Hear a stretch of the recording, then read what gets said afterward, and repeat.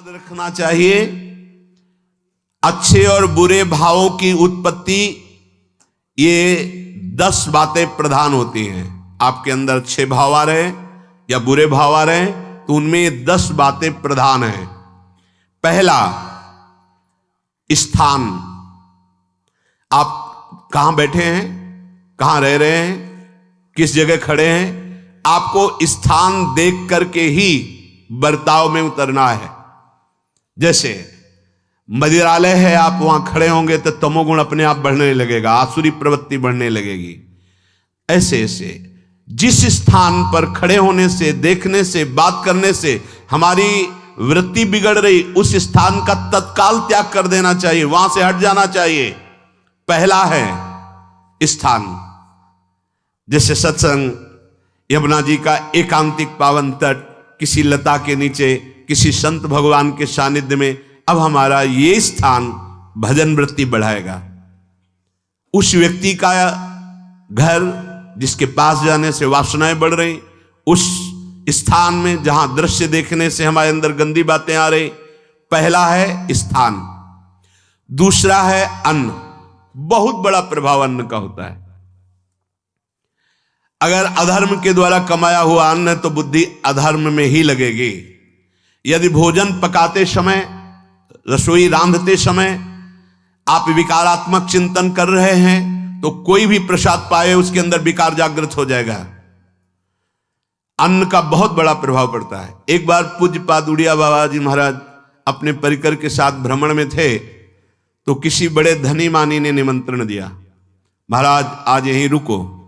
तो बाबा ने कहा हम लोग गांव के अंदर नहीं रुकते, तो बाहर कोई वृक्षों का समुदाय, जंगल जैसा, तो उसमें वहां रुके, पर भोजन उनकी तरफ से, भोजन सबने पाया। जब सुबह हुआ तो महात्मा जन, साधक जन एक दूसरे की तरफ देखे और बोले आज तो हमको बड़ा दोष हुआ, गंदा स्वप्न आया और हमारा संयम बिगड़ गया। बोले ये तो हमको भी हुआ, जितने थे सबको हुआ। उड़िया बाबा के समीप गए, बाबा ने कहा अच्छा ऐसा हुआ, ये तो अन्न दोष है, बुलाओ सन्न पवाने वाले को, फिर चलेंगे। बुलाया और बाबा ने कहा बिल्कुल सत्य बोलना, नहीं तो आप जानते हो इतने महात्माओं के संयम को आपने भ्रष्ट कर दिया, सत्य बोलना क्या बात थी।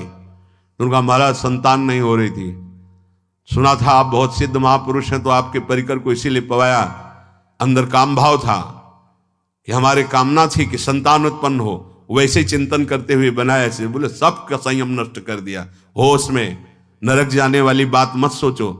अरे संतों को पवाओ जैसे अपने पुत्र को पवाते हैं, ऐसी भावना करनी चाहिए। आज हो भाग्य तो परिणाम खुद मंगल में निकलेगा। काम भाव से युक्त होकर क्यों बनाया, सब संतों के अंदर विकार पैदा कर दिया। अन्न का प्रभाव पड़ता है, हम जैसा अन्न पाते हैं वैसा। कई बार सुनाया है, सिद्ध महापुरुष पूज्य प्रातः स्मरण श्री बलराम दास जी महाराज झाड़ू मंडल के, यमुना के पावन तट पर ही है, रास मंडल के पास ही, वो अपने एक लता के नीचे बैठे हुए भगवत चिंतन कर रहे थे। अचानक यमुना जिस नजदीक है तो कोई माई स्नान किए हुए निकली तो नेत्रों ने देखा और विकार उत्पन्न हो गया। वयोवृद्ध सिद्ध महापुरुष, उन्होंने कहा आप तो इस शरीर को नष्ट कर दूंगा। शिष्यों ने कहा महाराज ऐसा क्यों? बोले किसी माता के शरीर को देखकर हमारे अंदर विकार क्यों आ गया? ऐसा नहीं, आज तक कभी नहीं हुआ, ऐसा क्यों हुआ? उनका महाराज आपस में सब शिष्यों ने कि कुछ ना कुछ तो खान पान में गड़बड़ी हो गई तभी ऐसा हुआ। बाबा आज परिक्रमा करते हैं वृंदावन की, बाद में आप जो आदेश करेंगे जैसा करेंगे, पहले परिक्रमा। वृंदावन की परिक्रमा का बहुत बड़ा प्रभाव, जब कभी मन आपका ऐसा विक्षिप्त हो, परेशान हो, तत्काल परिक्रमा प्रारंभ कर देना, नाम जप करते हुए। आप देखना परिक्रमा पूरी होते होते शांति हो जाएगी। बाबा ने खूब नाम कीर्तन करते हुए शिष्यों के साथ परिक्रमा दी, मन का विकार शांत हो गया। उनका ऐसा कैसे हो सकता है कि हमारे अंदर विकार आ गया? ये बड़ी सूक्ष्मता का विषय है। कल प्रसाद कहां से आया था? तो उस समय लाड़ेले गोविंद देव जी महाराज यहीं विराजमान थे वृंदावन में। बोले तो ठाकुर गोविंद देव जी का प्रसाद आया था। लकुट उठाई, गए वो तो भगवत स्वरूप तस्मित तज्जने भेदा भावात, भगवान और भगवान के ऐसे जनों में भेद नहीं होता, वो भगवत स्वरूप होते हैं। गए और कहा बताओ आपका प्रसाद न पावे तो अपराध लगे कि प्रसाद नहीं पाया, और प्रसाद पावे तो हमारे अंदर काम जागृत हो जाए, हम तो मरे ना दोनों तरफ से। तो ठाकुर जी बात कर रहे थे, दूसरों को नहीं सुनाई दे रहा था।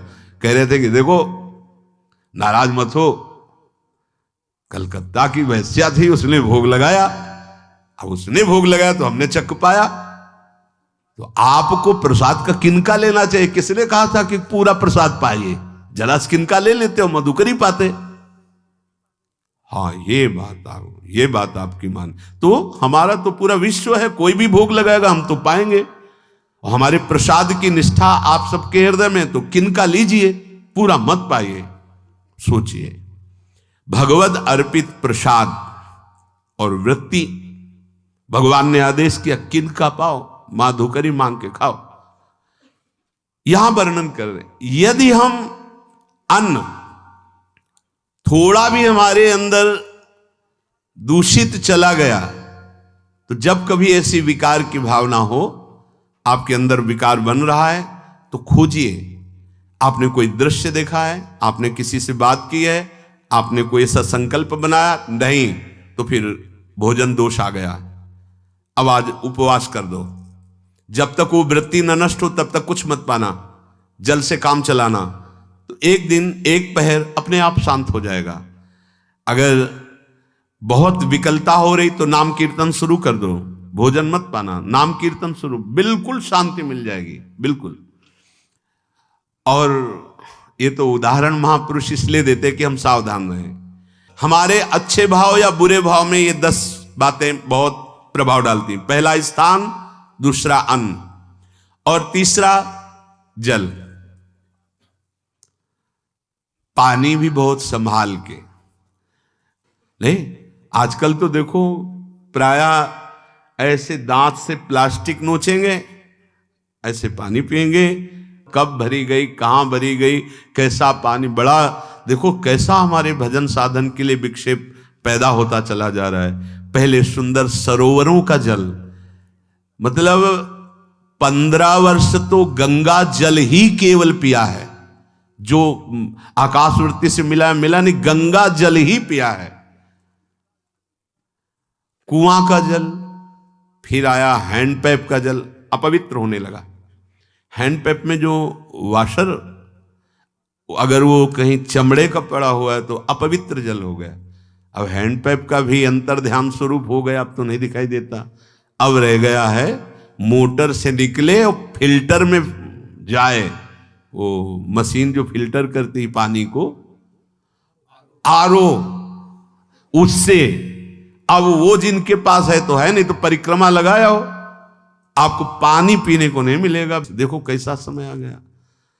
भोजन, पहले कोई दगाबाजी भोजन में तो नहीं करता था। गांव में जब जिसके यहां दूध बेचा जाता था ना, उसको बहुत लघु दृष्टि से देखा है, गाय माए एक बराबर होती है, ये दूध बेचता है। 10-5 किलो मठा तो आप ऐसे मांग के ले सकते थे, अगर अड़ोस पड़ोस में वो मठा मिल जाएगा।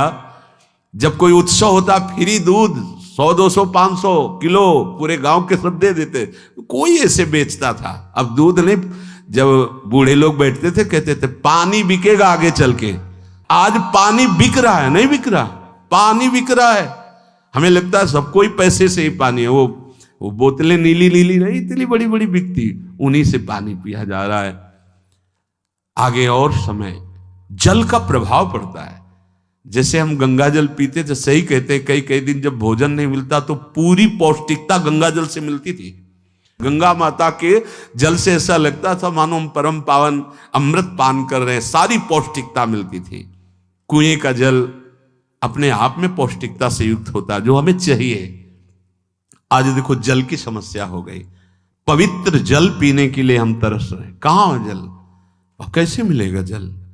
या तो आप पैसे वाले हो तो आप खरीद करके पीजिए, नहीं तो अब वो जल नहीं रह गया कि कुएं से निकाला पी लिया या सरोवर से पी लिया, या कैसा दुर्भाग्य है। जल का बहुत बड़ा योग है साधना में। जैसे स्थान का तो परम पावन वृंदावन धाम, अन्न का तो अब हम भगवत प्रसाद पाते हैं, तो जल का बहुत बड़ा योग है। आज दूषित होता चला जा रहा है, क्योंकि अब हाथ की बात नहीं रह गई है कि आप सुंदर कुआं से जल लें या सरोवर से जल लें या आप नदी से जल लें। हाँ, स्वामी जी के लिए लिखा हुआ है कि रोज यमुना स्नान और रोज यमुना जल ही पान। हमारे वृंदावन के समस्त भगवत स्वरूपों का स्नान यमुना जल से ही होता था, हो रहा है और होता ही रहेगा। बिहारी जी के लिए आज भी कलश में भरकर यमुना जल ही जाता है। वो कपड़ा से ऐसे ढक के जब हम 2 बजे परिक्रमा देते थे तो एक महाभागवत है, वो किसी को छूते नहीं, दूर से कहते छूना मत, बिहारी जी के लिए जल जा रहा है स्नान के लिए बिहारी जी का। फिर चौथा है आपका परिकर, जहां पर रह रहे हैं वो समुदाय, चाहे परिवार हो या आप समुदाय, वो कैसा है, रजोगुणी है, तमोगुणी है, सतोगुणी है या त्रिगुणातीत भागवतिक है, उसका प्रभाव पड़ेगा। पांचवा है आपका पड़ोस, आसपास वाले घर, जैसा है वैसा प्रभाव पड़ेगा आपके ऊपर। पड़ोस निंदनीय है तो बंधन से युक्त होना पड़ेगा। लंका के पड़ोस में रहने के कारण अगाध महिमा वाले समुद्र को बांध दिया गया, रघुनाथ जी ने पुल बांधा और दंड देने के लिए तैयार हो गए थे सरकार, अग्निबाण संधान कर लिया था, पड़ोस के कारण ही तो ना, पड़ोसी रावण था, इसीलिए आस पड़ोस का बड़ा प्रभाव पड़ता है। फिर अगला है दृश्य, इस पे बहुत सावधानी की जरूरत है। ये मोबाइल भगवान चल गए हैं, बहुत विस्तार से चल गए हैं, अब कोई छोटा मोबाइल रखना नहीं चाहता, सब वो स्क्रीन वाला रखना चाहते, टच मोबाइल। दृश्य से बचो, बच्चों, जवानों, बूढ़ों, सबकी वृत्ति जो माया आकर्षित करती, जो दृश्य हम देखने के लिए अंदर से उल्लसित है, वो मोबाइल में सब है, चाहे भागवतिक और चाहे सांसारिक। तो भाई देख लो, गुण दोष में संसार है, अगर आप दोष ग्रहण करना चाहते हो तो दोष ले लो, गुण तो गुण। बहुत बहुत खतरनाक विषय है और बहुत लाभदायक विषय है। किसी संत की वाणी एक बार समझ में नहीं आई, अगर हम 10 बार सुने तो समझ में आ जाएगी, ये लाभदायक है। कभी कोई किसी से बात करनी, पहले जाए तो पोस्ट कार्ड चलते थे, एक कार्ड, वो 15 पैसे का इतना बड़ा वाला आता था, 25 पैसे का बंद वाला लिफाफे में आता था, नीले नीले कागज का 15 पैसे वाला कार्ड, उसमें चिट्ठी जाती थी महीनों में। कभी यहां 1 मिनट में अमेरिका से बात कर लो, कितनी बढ़िया बात हो गई। उसका दुरुपयोग ना करो। अब हमारी इतनी चंचल वृत्ति है कि दुरुपयोग करने के लिए उत्साह बढ़ जाता है। बोले अब सब काम हो गया है, अब एकांत सेवन कर रहे हैं, अंदर से सिटकिनी बंद और मोबाइल भगवान का संग शुरू। 2-4 मिनट सत्संग और अच्छे दृश्य देखे, फिर बगले में वहां सब होता है कि आप बस उसको ऑन कीजिए, फिर जो मनोरंजन शुरू होता है, फिर उपासक मिटिया मेट हो जाता है। ये बहुत सावधानी की बात कह रहे हैं। वैसे हमें लगता है यदि आप कोई बड़े कार्य वाले ना हो तो छोटा मोबाइल रखे तो अच्छा रहता है। तो इसलिए ये एक ऐसा कलयुग भगवान ने रचा है कि बचा पाना बड़ा मुश्किल है। इससे वृत्ति को बचाओ, जो बचा ले गया वो आगे साधना कर सकता है। बहुत सावधान बच्चों। हमें लगता है यदि आपका मन चंचल हो, आपके शासन में ना हो, तो स्क्रीन वाला मोबाइल अपने माता पिता को दे देना चाहिए। और हम कहते रखो, छोटा वाला रखो, कभी कोई आपत्ति विपत्ति या सूचना देनी हो, बढ़िया काम करता है। जरूरी नहीं है इतना बड़ा लेके चलना।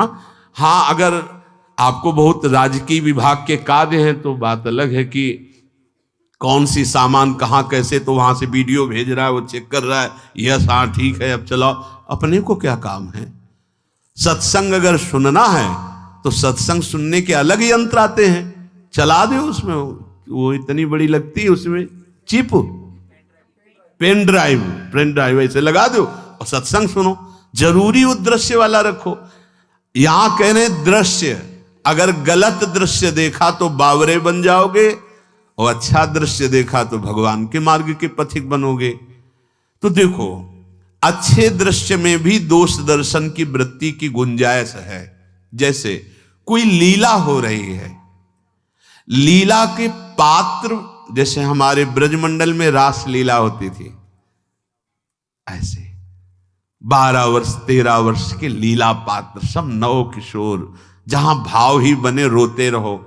अब वहां बड़े बड़े लीला पात्र हैं, अगर हमारी भावना शासन में नहीं है तो वहां हम अंग प्रत्यंग के दर्शन से हमारी हाव भाव वहां जो हो रहा है उससे हमारी वृत्तियां बिगड़ जाएं। जब छोटे छोटे लाडली लाल परस्पर खेलते हैं तो केवल आशीर्वाद देने को, रोने का मन होता है। अगर आप लीला भी देख रहे हैं तो बहुत सावधानी की जरूरत है, क्योंकि वो चिदानंद शरीर नहीं है, पांच भौतिक शरीर। हमारी दृष्टि पंचभूत में लगी हुई है। नाम जप करो, लीला गायन करो, फिर देखो जो लीला है, यही जीवन का परम सुख मिलेगा। सच्ची मान लीजिए।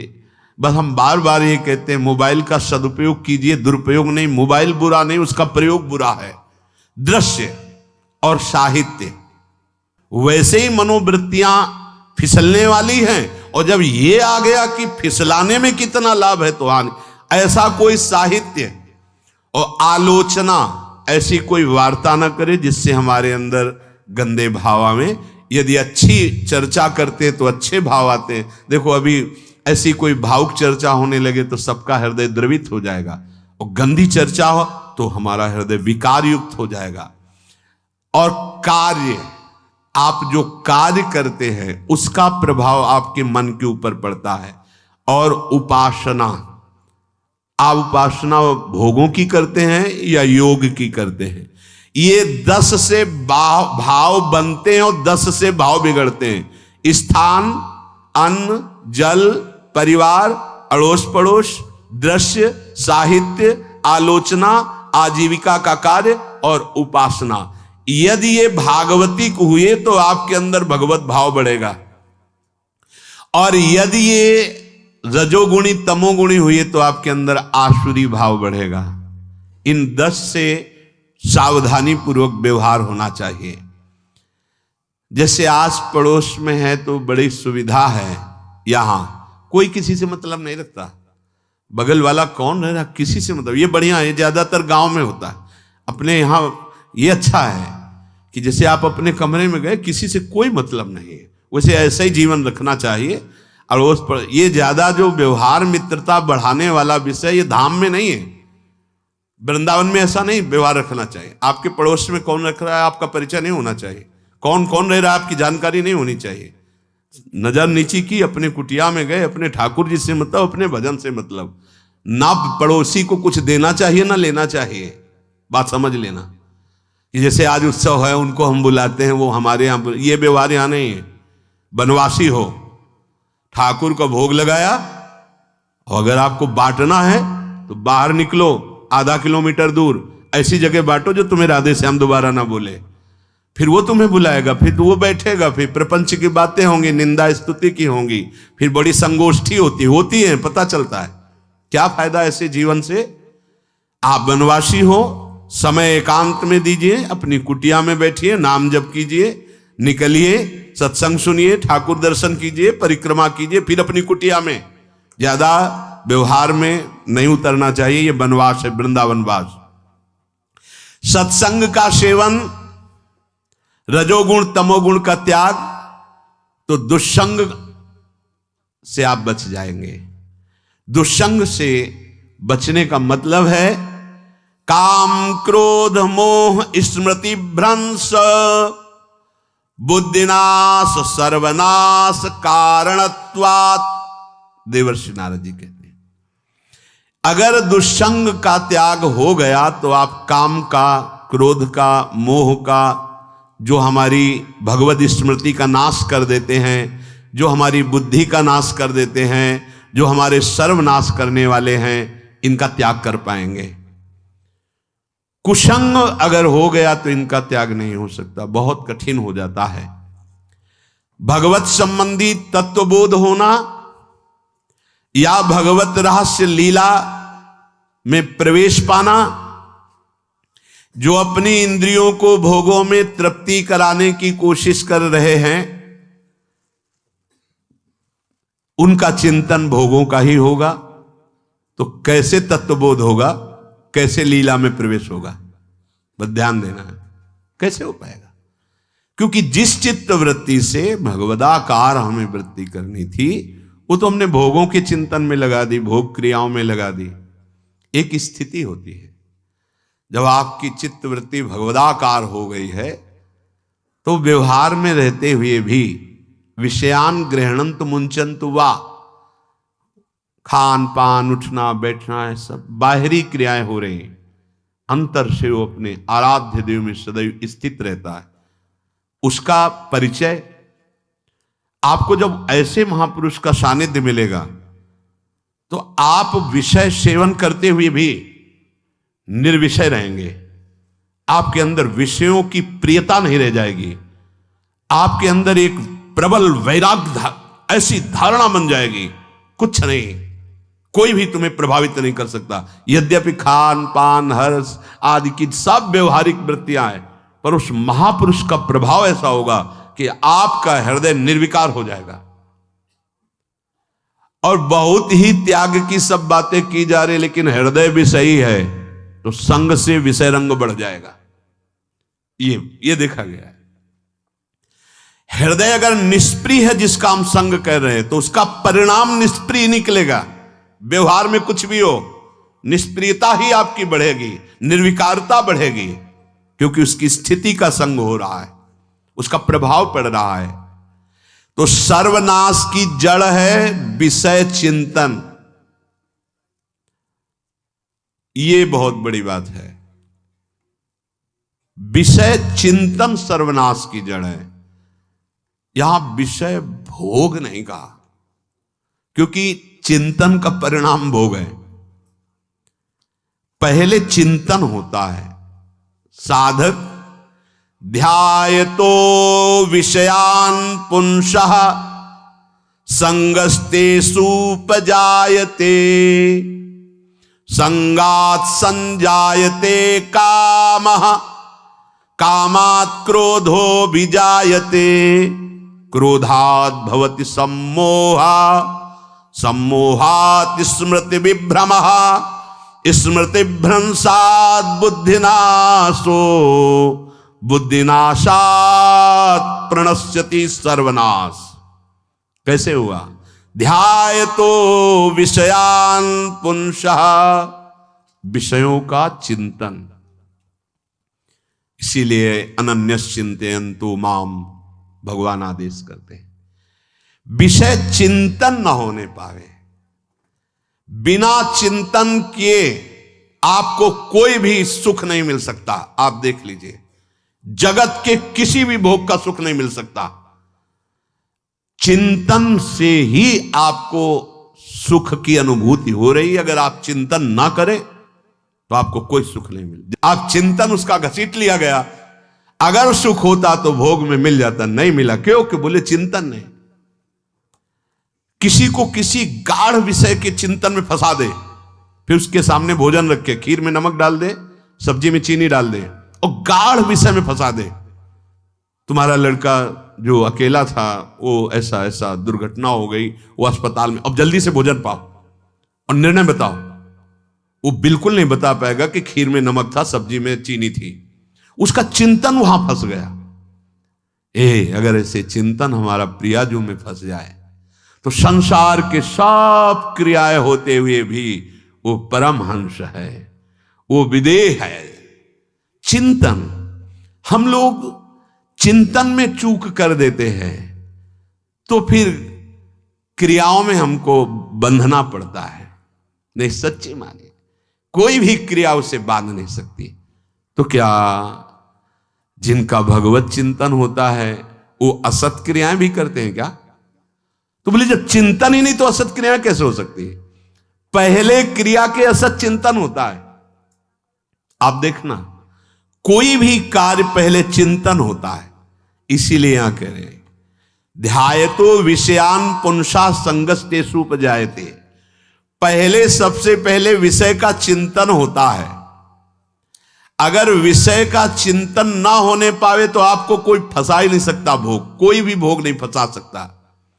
जहां विषयों का चिंतन हुआ तो संग की प्राप्ति, विषय भोग की प्रबल इच्छा, प्रबल आसक्ति, और वो जो चिंतन हुआ था वही आपको सुख दे रहा है। वही, वहां सुख नहीं है, आपके चिंतन का वहां सुख। जैसा चिंतन, अगर आपका चिंतन विक्षिप्त कर दिया जाए, एकाग्र ना होने पाओ, तो किसी में आपको सुख नहीं मिलेगा पक्का। अगर वही चिंतन सावई मना कृष्ण पदार विंदे हो तो कोई सुख है। गोपी जनों के पति भी हैं, पुत्र भी हैं, पूरे परिवार की सेवा करती हैं, और बड़े बड़े परमहंस उनकी चरण रज वंदना करते हैं। क्यों? क्योंकि उनका चिंतन भगवान का हो रहा है। एक भी वृत्ति शरीर चिंतन में नहीं, बलिहारी है। मुरारी पादार्पित चित्त वृत्ति। विषयों के चिंतन से विषयों में आसक्ति पैदा होती है। आसक्ति से विषय कामना की प्रबलता और क्रिया होती है, और क्रिया में बाधा पड़ने से क्रोध पैदा होता है। क्रोध से मूढ़ता छाती है, मूढ़ता से स्मृति भ्रमित हो जाती है, स्मृति भ्रंश से बुद्धिनाश होता है, और बुद्धिनाश ही सर्वनाश है। इसलिए चित्त का निरंतर अधिक समय तक सावधानी पूर्वक भगवन नाम में, भगवत लीला में, आप सब भगवत कृपा पात्र जन है, चिंतन न बिगड़ने पावे। होता क्या है कि क्रिया से तो हम सावधान है, समाज है, क्रिया से तो हम सावधान, क्योंकि समाज भी है, व्यवहार भी है सामने, लेकिन चिंतन तो कोई नहीं जान रहा ना, अंदर ही अंदर हम क्या चिंतन कर रहे हैं। तो साधक चूक कर बैठता है। देखो, बाहर चूक होगी तो उसका प्रायश्चित हो ही जाएगा, चार लोग निंदा करेंगे, पिटोगे, अपमानित होगे, प्रायश्चित। लेकिन अंदर जो हमारा गलत चिंतन हो रहा, पूरा का पूरा अंदर हृदय मलिन कर देगा, हमें उस बात का प्रायश्चित भी नहीं होगा, हमें जलन भी नहीं होगी कि हम गलत चिंतन कर रहे हैं, क्योंकि सावधान नहीं है। खास बात साधना में चिंतन संभालने की है। काम क्रोध मोह स्मृति भ्रंश बुद्धिनाश सर्वनाश कारणत्वात्, देवर्षि नारद जी कह रहे हैं। चित्त का जहां अधिक चिंतन होता है वही हमारी तन्मयता बन जाती है, वही हमारा स्वरूप होने लगता है। बोले बहुत कामी पुरुष है, बोले बहुत क्रोधी पुरुष है, बोले बहुत नीच पुरुष है, पूरा संबोधन होने लगा उसके लिए, क्योंकि वो उसी चिंतन से, वैसी क्रियाओं से। अरे बोले तो बड़े भगत हैं, भगवान के स्वरूप है साक्षात। जो हम अधिक चिंतन करते हैं वही क्रियान्वित होता है, जो क्रिया होती, चिंतन होती, वैसे हमारा स्वरूप बन जाता है, वैसे हमारी स्थिति हो जाती है। सांसारिक विषयों और विषयी पुरुषों का शरीर संग, वाणी संग, मन के द्वारा संग, ये आपके अंदर विषय चिंतन बढ़ा देगा, विषय क्रियाओं में लगा देगा। इसलिए बहुत सावधान। विषय में कोई ताकत नहीं है, विषयासक्ति दुर्गति कर देती है। एक बार देवर्षि नारद जी जनक जी से कहा कि आप विदेह राज कैसे हैं, पत्नी भी है, परिवार भी है, सब वैभव भी है, वो आप एक राजा होते हुए विदेह राज। उनका आज विश्राम कीजिए, कल सुबह चर्चा करेंगे। तो रात्रि में अपने शयन गृह में देवर्षि नारद जी को शयन कराया और अपनी अर्धांगिनी से कहा कि आप जाकर शयन कीजिए देवर्षि नारद जी के साथ, जो आज्ञा। अब वहां देवर्षि नारद जी के समीप जब नारद जी ने देखा कोई स्त्री, तो शकिल गए और शकिल गए। वो तो आज्ञा जैसी हुई थी, जब दीवाल मिली तो दीवाल की तरफ मुंह करके लेटे रहे। अर्धरात्रि में उठी और चली गई। देवर्षि नारद जी सुबह गए और कहा कि ये क्या मजाक था आपका, यदि आपको ऐसा ही व्यवहार करना था तो आप हमसे कह देते, तो हम बाहर जाकर शयन करते, आपने ऐसा क्यों किया, क्या हुआ महाराज? जब हम वहां शयन कर रहे थे, कुछ रात्रि व्यतीत होने पर आपकी अर्धांगिनी आई और लेट गई सैया पे। उनको पता नहीं कि एक देव ऋषि के साथ ऐसा व्यवहार नहीं कर। फिर क्या हुआ महाराज? फिर हम और खेलते गए, फिर दीवाल मिली तो उधर मुंह करके फिर सो गए। तो तुमने स्त्री को दीवाल नहीं समझा, दीवाल को दीवाल समझा। यही आप में और हम में फर्क है। आपके लिए जैसे दीवाल निश्चिंतता का कारण है, ऐसे ही हमारे लिए स्त्री होते हुए भी वो दीवाल की तरह ही है, किंचन मात्र विकार उत्पन्न नहीं कर सकती। यही अंतर है। इसी बात से हमको विदेहराज कहते हैं। ये स्थिति अब कह दे, स्त्री शरीर और दीवाल में क्या ज्ञान की विशेषता? वो जड़ है और चैतन्य नहीं। ये शरीर भी जड़ है, चैतन्य आत्म तत्व है। पंचभूतों से दीवाल बनी है। अग्नि तत्व से ईंट पकाई गई है। पृथ्वी तत्व तो है ही, पृथ्वी तत्व में जल मिलाकर उसको आकार दिया गया है। वायु तत्व ने उसे सुखाया है, अग्नि तत्व ने पकाया है, और शब्द आकाश तत्व है। 5 भूतों से वो बना, 5 भूतों से बना है। सच्चा ज्ञान ये कि इसमें और दीवाल में कोई अंतर नहीं। चैतन्य घन आत्म तत्व के कारण ये चलता फिरता नजर आता है, और वो खड़ा स्थायी जड़ दिखाई दे रहा है। इसमें भी भगवान है, उसमें भी भगवान है। इसमें भी पंचभूत है, उसमें भी पंचभूत है। नरसिंह भगवान खंभे से प्रकट हुए थे, बस केवल अज्ञान के कारण जड़ चैतन्य का भेद है। तब समझ में आया। ये जो हमारे अंदर भोगों की आसक्ति है, यही कामना प्रकट करते, यही पाप प्रकट करते, यही हृदय को मलिन कर दे। इसलिए हम अपने चिंतन को संभालें। चित्त चोर के चरणारविंद का चिंतन करें, निरंतर नाम जप करें, भगवद आश्रित रहें। प्रभु अपने भक्तों की रक्षा करते हैं, जैसे मां अपने बच्चे की। करो सदा तिनके रखवारी, जिम बालक राखे महतारी। राधा राधा राधा शेष जागे। श्री राधा वल्लभ लाल।